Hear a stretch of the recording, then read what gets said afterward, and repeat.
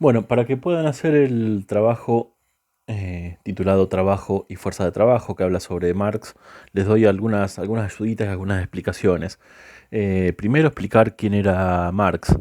Karl Marx vivió eh, en el siglo XIX, murió en 1883 y fue el creador del socialismo científico, el que explicó las bases para los cuales después se basaron muchos revolucionarios. De hecho, las obras de Marx fueron prohibidas en todas las dictaduras. Por ejemplo, en la Argentina, entre, en la dictadura de 1976, que te encontraran con un libro de Marx era razón suficiente como para que desaparezcas.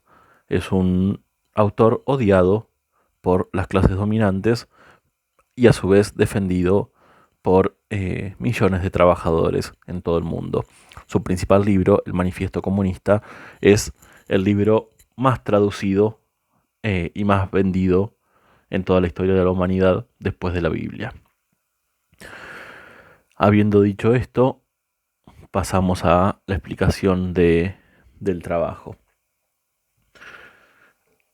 Además de leer lo que les mandé para que puedan responder, les digo esta ayudita. La primera pregunta que decía cuál es la diferencia entre lo que comúnmente se conoce como explotación y lo que Marx explica como explotación. O dicho de otra manera, porque Marx sostiene que todo trabajo asalariado es explotación. Bueno, nosotros comúnmente si nos preguntan qué es la explotación, diremos que es trabajar un montón por muy poco dinero. Marx dice que eso es superexplotación, que la explotación es todo trabajo asalariado porque siempre que nos pagan un salario es menor a lo que producimos. Cuando un trabajador, por ejemplo, un trabajador que lo contratan en una carpintería, que hace 15 sillas por día, sin embargo, no le pagan por el valor que agregó a esas 15 sillas, sino que le pagan, no sé, como si ya era hecho 5. ¿Por qué se da esto? Porque los trabajadores están privados de propiedad, porque el trabajador no es dueño de los medios de producción, en este caso de la carpintería. Entonces, trabaja una parte para producir el valor de su salario y otra parte gratis para el empresario.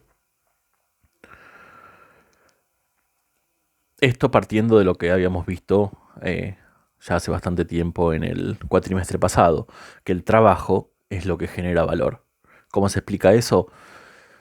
Por ejemplo, si tenemos una mesa, ¿por qué vale más la mesa que la madera y los clavos con la que se hizo?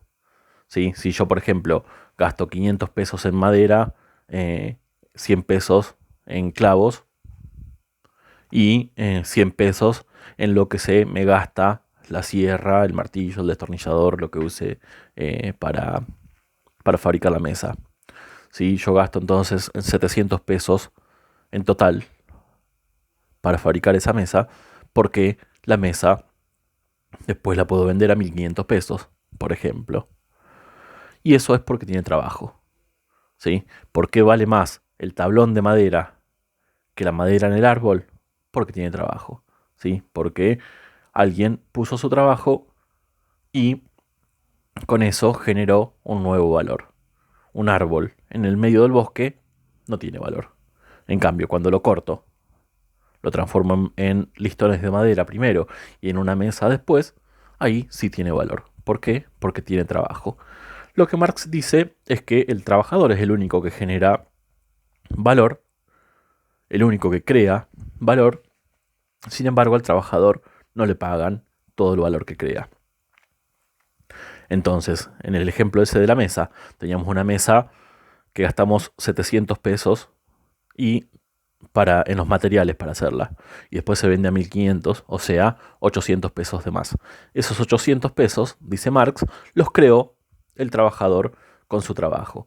Sin embargo, no van esos 800 pesos para el trabajador. Va una parte para él, bajo la forma de salario, y otra parte para el empresario bajo la forma de plusvalía, que eso es lo que pregunto en la pregunta 4. Entonces, supongamos que el trabajador produce 10 de esas mesas por día. Le corresponderían, si le pagaran todo su trabajo, le correspondería que le paguen 8.000 pesos por día. Sin embargo, seguramente le deben pagar 2.000 como mucho y el resto queda para el empresario. Entonces, siempre, o sea, Marx dice que todo trabajo asalariado es explotación porque siempre y en todos los casos pagan menos del valor que el trabajador produjo. No hay un solo caso donde alguien contrate a otro para pagarle todo lo que produce. Si un empresario contrata a un trabajador es para obtener una ganancia, nunca jamás para hacerle un favor. Eso sería fundamental en la pregunta 1. En la pregunta 2, que diferenciar trabajo de fuerza de trabajo. Cuando un empresario quiere fabricar algo, seguimos con el ejemplo de la carpintería, ¿sí? Va al mercado y compra madera, compra clavos, compra maquinaria y herramientas y compra fuerza de trabajo, ¿sí? Eh, ¿Cuál es la diferencia? Porque, por ejemplo, si comprara personas para trabajar, estaríamos hablando de esclavitud, no estaríamos hablando de empleados. Lo que hace el empresario es comprar el tiempo del trabajador. Entonces, durante 8 horas, supongamos que la jornada laboral dura 8 horas, el empresario compra las 8 horas del tiempo del trabajador y durante esas 8 horas de trabajo, el empleado tiene que hacer lo que el patrón diga. Hace eso o se va, ¿sí?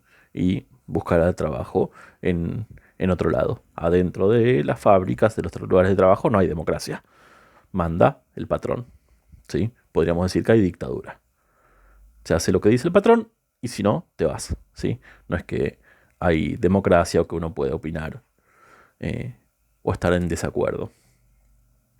Entonces, lo que vende el trabajador no es su cuerpo, sino su fuerza de trabajo, o sea, su capacidad de trabajar. Y después el empresario la usa a su gusto y piacere. Entonces, el trabajo es lo que el trabajador realiza durante esas 8 horas. Sin embargo, se le paga su fuerza de trabajo con un salario. Por lo general, el salario debería ser lo que alcance como para que el trabajador se reproduzca. Eso quiere decir que pueda comer, vestirse, tener un techo donde vivir y poder ir a trabajar al otro día. Sin embargo, perdón, de vuelta, eso es lo que se paga la fuerza de trabajo. Sin embargo, el trabajador trabaja más que eso. Cuando pone su trabajo en acto, produce más. Entonces, según Marx, pregunta 3, ¿de dónde proviene la ganancia de los empresarios? Del trabajo que no le paga a los trabajadores. Yo les decía, si el trabajador produce 10 mesas a las que le agrega 800 pesos, si las 10 mesas y decíamos 1.500 pesos y son 10 mesas, son 15.000 pesos. Pero de esos 15.000 pesos, 7.000 pesos eran de materias primas. Entonces no cuentan ahí. El valor nuevo que no había antes son 8.000. De esos 8.000, el trabajador no recibe 8.000. Recibe, pongámosle, 2.000. Y 6.000 se lo queda el empresario. Y eso se llama plusvalía. Todo el conjunto de la plusvalía y eso es la pregunta 4, todo lo que recibe el patrón y que se queda se llama ganancia y proviene de el trabajo que no le pagó a los trabajadores. Cuando va acumulando esa ganancia, y la reinvierte, eso se transforma en capital. Pero eso ya está fuera de lo que le estaba preguntando, así que cortamos el video acá y espero que les sirva.